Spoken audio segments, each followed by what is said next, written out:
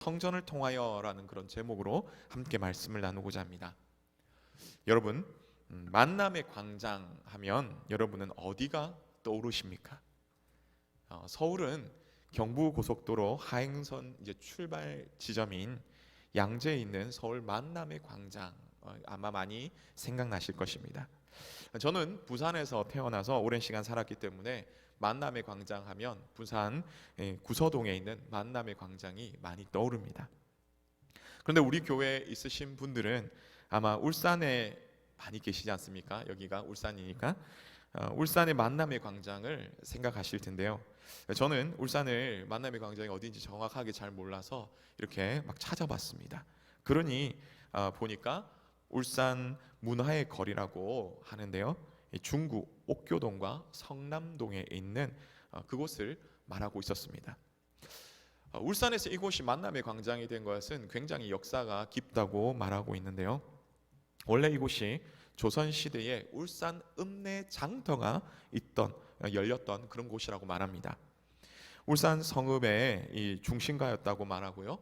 일제강점기를 지나면서 이곳에 울산구청, 군청, 그리고 울산 우편국, 울산 면사무소, 그리고 울산 금융협동조합 등 뭐 이렇게 행정시설들이 막 이렇게 들어서기 시작을 해가지고 이곳이 그야말로 확실한 울산의 중심가로 섰다라고 이렇게 말하고 있는 것을 들었습니다. 또한 특별히 1960년대에 울산이 울산 특정 공업지구로 선정이 되면서 계속해서 발전이 되는데요. 그러다 보니까 문화적인 인프라가 구성이 됩니다. 백화점, 극장, 인쇄소, 심지어 이제 카바레 뭐 이런 것들이 문화의 중심에 막 세워지게 되어가지고 이곳이 그야말로 울산의 중심이 되었다라고 하는데요.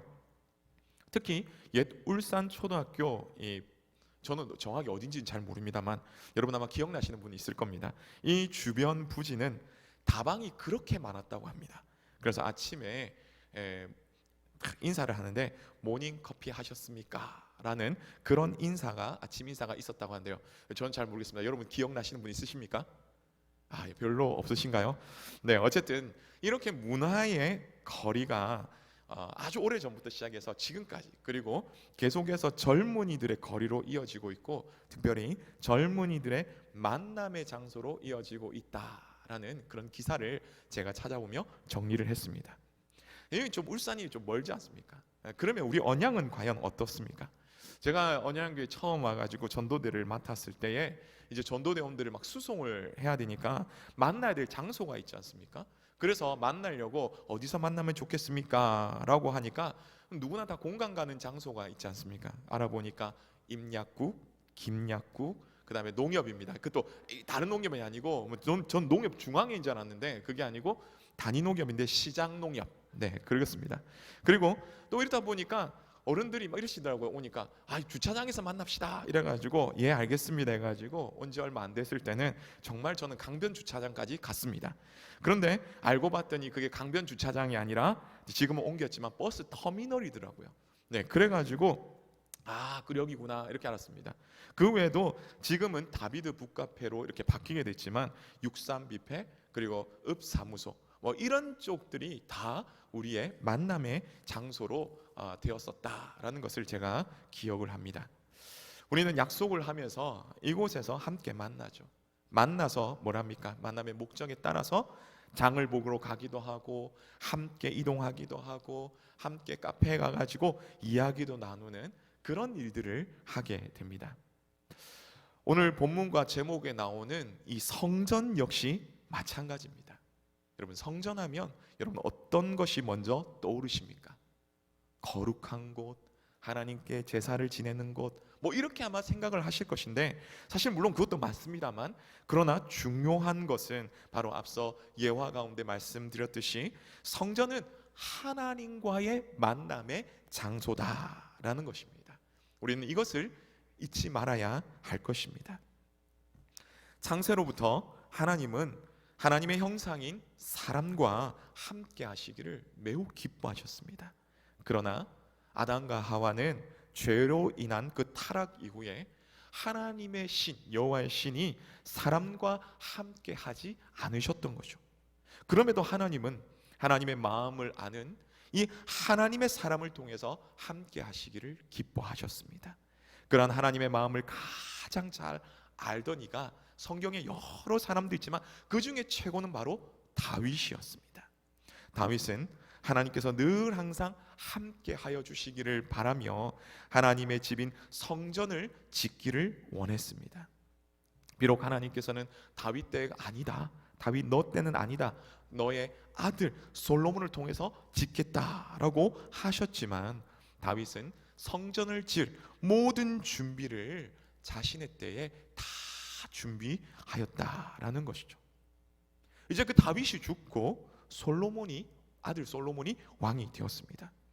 정확하게 솔로몬이 몇 살 때 왕이 되었다에 대해서는 명확하게 나와 있지는 않지만, 그러나 역대상 22장 5절에서 다윗이 70세에 죽었고요, 열왕기상 14장 21절에서 솔로몬의 아들 이 르호보암이 다윗이 69세 때 태어났다라고 이렇게 말하는 것과, 또한 다윗이 성전을 짓는 모든 것을 이미 미리 준비할 정도로 이 솔로몬이 어린 나이였다라는 것을 추정하며, 또한 밧세바에게 태어나는 두 번째 아들이냐 아니면 다섯 번째 아들이냐 논란이 있지만 여러 가지 정황들을 다 참고할 때에 솔로몬이 왕이 될 때는 적어도 19살에서 20살 초반이지 않을까라는 그런 학자들의 견해가 있다는 것이죠. 그렇게 볼 때 그런 어린 나이에 왕이 되었고요, 왕이 된 지 4년 만인 주전 964년경에 다윗의 이 아버지인 다윗의 유언에 따라서 성전을 건축하게 된 것입니다. 역대하 2장, 우리가 있는 본문에 앞서 있는 역대하 2장에 보면 성전 건축이 시작이 되고요, 무려 7년, 근데 실제적으로는 7년 한 6개월 정도 더 들었다라고 얘기하는데요, 어쨌든 그 긴 시간 동안에 보면 역대하 5장에서 말씀하듯이 그 긴 시간이 지난 후에 성전이 완공이 되는 것입니다. 아버지 다윗 때로부터 시작된 그 수십 년 동안의 수건 사업이었던 이 성전을 건축하는 이 일이 완성되고 완공되고 이루어진 것입니다.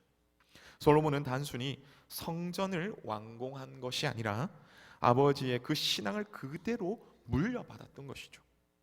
시편을 보면 많은 부분에서 모세오경, 즉 율법에 나타난 하나님의 언약을 붙들고 다윗은 계속해서 호소를 하죠.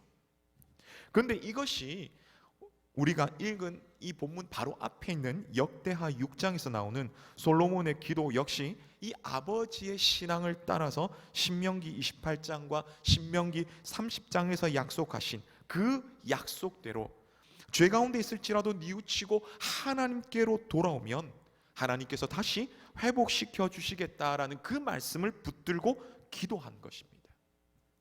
그런 기도에, 그런 이 솔로몬의 기도에 오늘 본문에 있는 역대하 7장에서 이제 하나님이 응답을 하시는데요, 앞선 율법에서 약속하셨던 그 약속을 내가 반드시 지키고 이룰 것이다 라고 그렇게 말씀을 하시는 것입니다. 근데 어디서 그렇게 합니까? 성전에서 하신다라고 말입니다.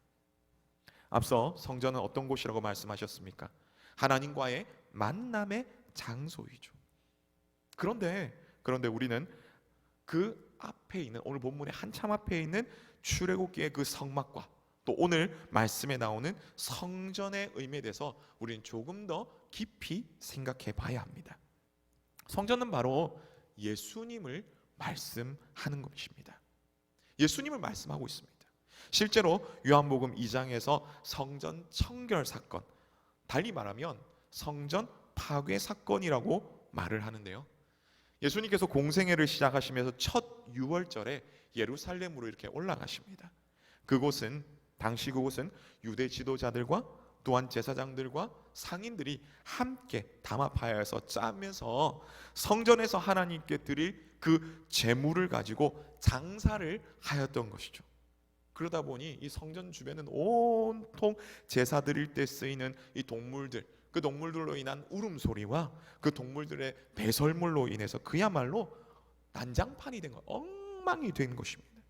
이 예수님께서 이 장사꾼들의 돈과 상을 엎으시면서 이것들을 가져가라 라고 그렇게 말씀하신 후에 내 아버지의 집은 장사하는 집으로 만들지 말라 라고 말씀하십니다. 이에 격분한 사람들은 뭐 하는 짓이냐? 뭐 하는 짓이냐? 너 뭔데 이렇게 행동하느냐? 이런 행동하는 네가 정말 맞다면, 자, 그렇다면 우리에게 너가 맞다는 그 증거를 보여달라. 네가 정말 하는 행동이 맞다면, 네가 하는 말이 모든 것이 옳다면, 너가 정말 하나님의 사람인 것처럼 그렇게 나타났다면 뭔가 기적을, 뭔가 이적을, 표적을 보여줘야 되지 않겠냐? 너 지금 뭘 보여줄 수 있느냐? 라고 말하는 것입니다. 이에 예수님께서 이렇게 대답하십니다. 19절의 말씀입니다. 제가 읽겠습니다. 예수께서 대답하여 이르시되 너희가 이 성전을 헐라 내가 사흘 동안에 일으키리라. 아멘. 이런 이야기를 들은 사람들이 또 말하죠. 이 헤롯 성전은 46년 동안 걸려 지었는데 이것을 3일 안에 다 세우겠다고? 미쳤네, 미쳤어, 말도 안 되는 말 하고 있네, 이런 이야기를 하는 겁니다. 그런데 이런 이 이야기를 듣고 있던 사도 요한은 여기 요한복음에 다시 한 번 더 이 말을 덧붙입니다. 요한복음 2장 21절인데요. 스크린에 나옵니다. 우리 같이 한번 읽겠습니다. 시작. 그러나 예수는 성전된 자기 육체를 가리켜 말씀하신 것이라. 아멘. 성전이 예수님을 예표한다고 말씀하고 있습니다. 그 외에도 신약의 여러 곳에서 예수님을 성전에 빗대어 말씀하고 있죠. 그러므로 이 신약 시대에 살아가는 우리는 단순히 오늘 본문에서 솔로몬의 성전에만 국한되지 않고 예수님과 연결해서 우리는 생각을 해야 하는 것입니다. 그럴 때 우리는 참된 성전의 의미를 알아가게 되는 것입니다. 그러면 오늘 성전 봉헌식에서 임하신 하나님의 응답을 통해서 하나님께서 우리 가운데 말씀하시고자 하는 그 말씀은 무엇입니까? 첫 번째는 하나님의 백성을 고치십니다 입니다. 오늘 본문 13절과 14절 말씀을 우리 함께 읽겠습니다. 시작. 혹 내가 하늘을 닫고 비를 내리지 아니하거나 혹 메뚜기 떼들에게 토산을 먹게 하거나 혹 전염병이 내 백성 가운데 유행하게 할 때에 내 이름으로 일컫는 내 백성이 그들의 악한 길에서 떠나 스스로 낮추고 기도하여 내 얼굴을 찾으면 내가 하늘에서 듣고 그들의 죄를 사하고 그들의 땅을 고칠지라. 아멘. 읽으신 대로 하나님은 죄 가운데서라도 돌이켜서 하나님을 향하고 성전에서 혹은 성전을 향하여 하나님께 기도하면 하나님께서 고치신다라고 말씀하는 것입니다. 어떤 상황에 고치십니까? 비를 내리지 않는 기근입니다. 이스라엘은 우리가 잘 알듯이 사막 기후 지역이죠. 비가 많이 오지 않고 건기와 비가 오지 않는 건기와 비가 오는 우기로 나뉘어집니다. 그러면서 비가 오는 우기 때만 비가 오는 것이죠. 그러기에 일교차로 인한 새벽 이슬을 통해서 식물들에게 수분이 공급되며 그들에게 생명이 이어져 가도록 하는 것입니다. 우기 때 비가 오지 않는다면 이슬만으로는 버티기 힘든 바로 그런 곳입니다. 그런 곳에 하늘이 닫혀 비가 오지 않는다뇨. 엄청난 재앙입니다. 또한 출애굽 때 있었던 10가지 재앙 중에서 메뚜기 재앙이 있습니다. 여러분, 출애굽의 온 출애굽 가운데 이 애굽 때 출애굽 시에 이 애굽의 온 식물을 다 먹어 치운 그런 모습이죠. 단순히 한두 마리가 아닙니다. 어마어마한 메뚜기 떼라는 것이죠. 그런 재앙입니다. 그뿐만 아닙니다. 코로나19를 겪은 우리에게는 더더욱 피부로 와닿는데요. 이보다 더한 전염병이 온 나라, 온 세계에 퍼져서 수많은 사람들이 죽게 될 수도 있다라고 말씀합니다. 그런데 그럴 때일지라도 하나님을 향하고 성전에서 기도를 하면 그 기도를 들으시고 회복시키신다라고 오늘 말씀 가운데 하신 하나님의 약속입니다. 오늘 우리도 마찬가지입니다. 우리에게 이러한 어려움이 있습니까? 힘든 고통 가운데 있습니까? 성전을 향하여 기도하면, 아니 성전에서 기도하면 반드시 고치심을 믿으시기를 바랍니다. 그러면 우리에게 질문이 생기죠. 성경을 볼 때 성전은 오늘 본문에 나오는 솔로몬 성전과 그리고 바벨론 포로에서 돌아왔을 때 지었던 스룹바벨 성전과 그리고 예수님 당시에 있었던 헤롯 성전, 이 세 가지뿐인데 지금 이스라엘은 성전이 없는데 그러면 우리는 어디를 향하고 어디에서 기도를 해야 합니까? 라는 질문이 생깁니다. 앞서 말씀드렸던 요한복음 2장에서 6월절 성전 청결 사건 혹은 성전 파괴 사건을 여러분 기억하시죠? 우리의 성전은 바로 예수님입니다. 그 성전 되신 예수님께서 성육신 하셔서 이 땅에 계시면서 행하셨던 그 일들이 무엇입니까? 우리 교회 3대 비전 여러분 기억하시죠? 무엇입니까? 복음을 전파하는 교회, 성경을 가르치는 교회, 세상을 치유하는 교회입니다. 마태복음 4장 23절을 근거로 하여서 이렇게 정리한 것인데요. 예수님께서 백성 중에 모든 병과 모든 약한 것들을 고치셨다라고 말씀합니다. 이것은 어떠한 거짓된 것이나 어떠한 가짜, 허상 이런 것이 아니라 실제로 예수님께서 하신 바로 그러한 사건이라는 것이죠. 팩트라는 것입니다. 그러므로 우리를 치료하시고 회복시키시는 그 예수님을 믿으시는 그런 우리 모두가 되시기를 간절히 바랍니다. 믿음으로 우리가 하나님 앞에 기도할 때에 경제적 문제, 또 부부의 문제, 자녀의 문제, 주변 사람들과의 관계 문제, 건강의 문제, 내면의 문제 등 그 수많은 아픔과 문제들이 우리를 고치시는 그 주님께서 우리의 기도를 들으시고 고치시고 회복시키실 줄 간절히 바라며 믿습니다. 오늘 우리 가운데 이런 은혜가 있기를 소원합니다. 다음으로 오늘 본문에서 성전 봉헌식에서 임하신 하나님의 응답을 통해 우리에게 하시고자 하는 또 두 번째 말씀은 무엇인가 라고 한다면 하나님의 백성의 기도를 들으십니다 입니다. 우리 14절 15절 말씀을 우리 다시 한번 같이 읽겠습니다. 시작. 내 이름으로 일컫는 내 백성이 그들의 악한 길에서 떠나 스스로 낮추고 기도하여 내 얼굴을 찾으면 내가 하늘에서 듣고 그들의 죄를 사하고 그들의 땅을 고칠지라. 이제 이곳에서 하는 기도에 내가 눈을 들고 귀를 기울이니. 아멘. 읽은 14절과 15절에서 하나님은 솔로몬을 향해서 분명히 약속하십니다. 내게 기도하면 내가 그 기도에 귀를 기울일 것이다. 실제 이러한 약속은 성경 곳곳에서 하나님께서 이렇게 응답하셨다는 것으로 우리는 나타나고 그것을 발견하고 보게 되는데요.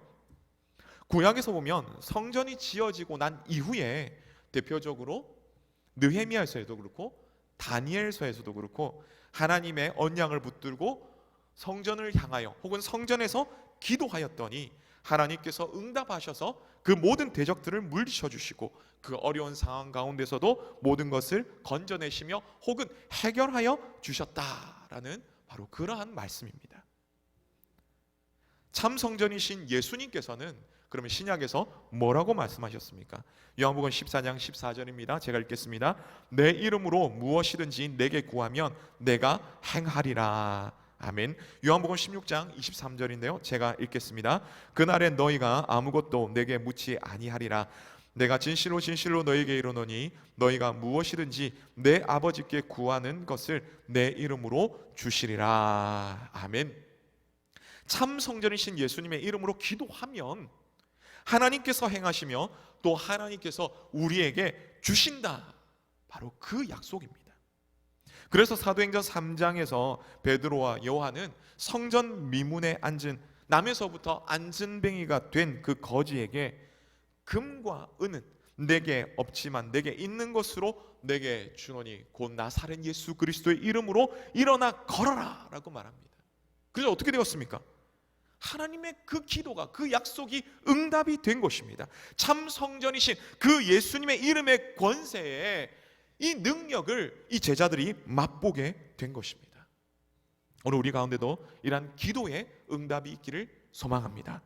우리 가운데 힘든 일, 어려운 일이 있을 때마다 예수님의 이름으로 기도하시며 해결되기를 예수님의 이름으로 선포하시기를 바랍니다.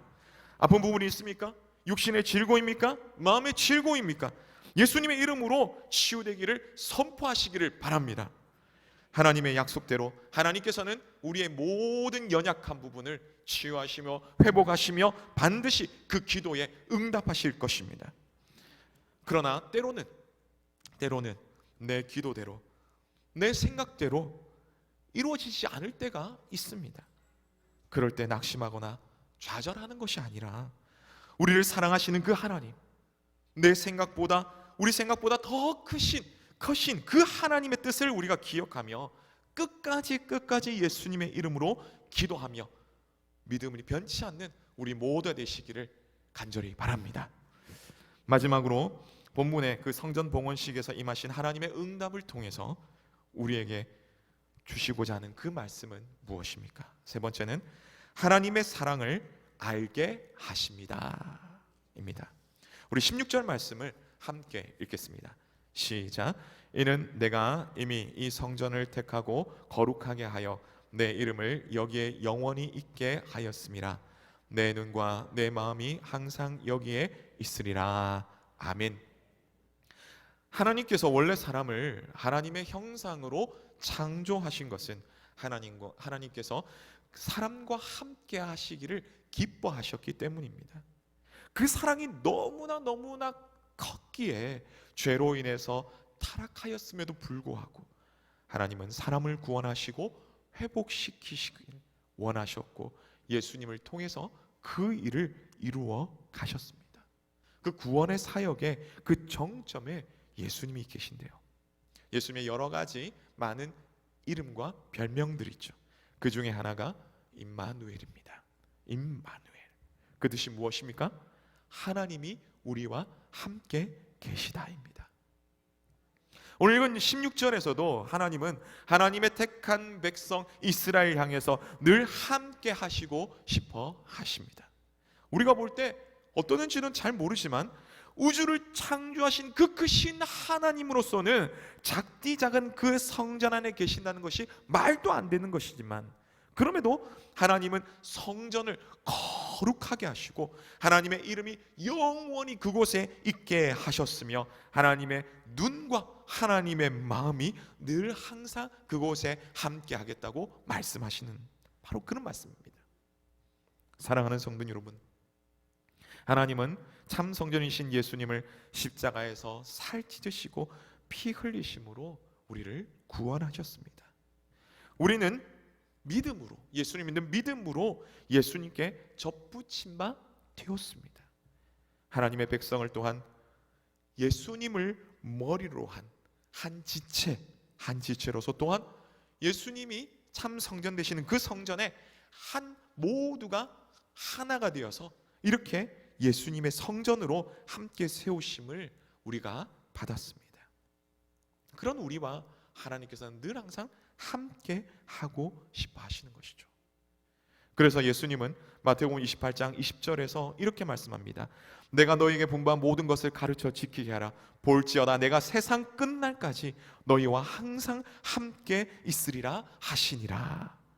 또한 성령에 대해서도 예수님께서 말씀하시면서 성령 하나님께 대해서 말씀하실 때에 요한복음 14장 18절에서 이렇게 말씀합니다. 내가 너희를 고아와 같이 버려두지 아니하고 너희에게로 오리라. 아멘. 사도 바울 역시 고린도전서 3장 16절에서 이렇게 말씀합니다. 너희는 너희가 하나님의 성전인 것과 하나님의 성령이 너희 안에 계신 것을 알지 못하느냐. 하나님께서 예수 그리스도를 구주로 믿는 우리와 함께 계신다고 계속해서 우리 가운데 말씀해 주시고 약속해 주십니다. 우리가 이 약속을 붙들고 우리와 함께 하기를 원하시는 그 예수님을 바라보며 우리를 위해서 십자가 고난도 기쁘게 지신 바로 그 예수님, 참 성전이신 그 예수님의 사랑을 우리가 깊이 묵상하며 살기를 원합니다. 믿음으로 예수님께 접붙임 바 되었음을 다시 한번 기억하며 우리가 예수님과 함께 성전이 된 그 모습을 다시 한번 더 기억하면서, 그렇다면 우리가 그 예수님과 함께 된 성전으로서 우리는 어떻게 살아가야 될 것인가, 거룩하게 살아야 된다는 그 주님의 말씀을 기억하며 결단하는 믿음의 삶을 살아가는 우리 모두가 되시기를 바랍니다. 그래서 하나님의 그 사랑 속에서 믿음의 삶을 살아감으로 하나님을 기쁘시게 살아가는 그런 우리 모두가 되기를 간절히 바랍니다. 말씀했습니다. 하나님은 성전을 통해서 이스라엘 백성들과 함께 하시기를 원하시며 기뻐하셨습니다. 참 성전인 예수님을 통해서 우리를 구원하시고 우리와 함께 하시기를 너무나 기뻐하셨습니다. 우리가 어떤 상황 가운데 있든지 어떤 형편에 있든지 하나님께서는 우리를 구원하시고 선하게 인도하시는데요, 우리를 성전으로 만드시며 오늘 이 말씀을 통해서 우리 가운데 이 성전이 무엇인가를 말씀해 주시면서 참 성전이신 예수님의 사역을 통해 세 가지를 생각하게 하셨습니다.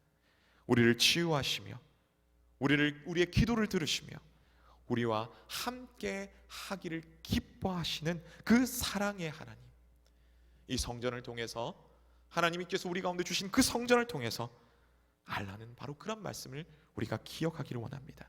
그래서 믿음으로 하나님과 동행하며 참 성전이신 예수님을 통해서 하나님의 은혜를 풍성히 누리시는 그런 우리 모두가 되시기를 주님의 이름으로 축복합니다.